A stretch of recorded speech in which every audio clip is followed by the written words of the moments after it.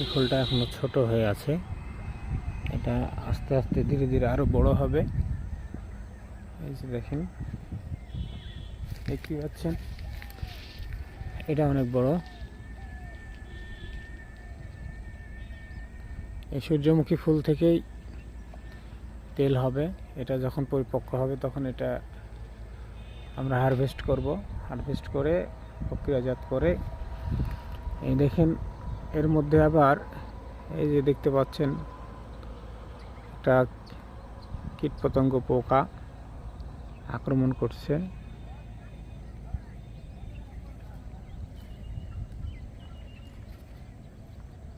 এই দেখেন সেই পোকাটা।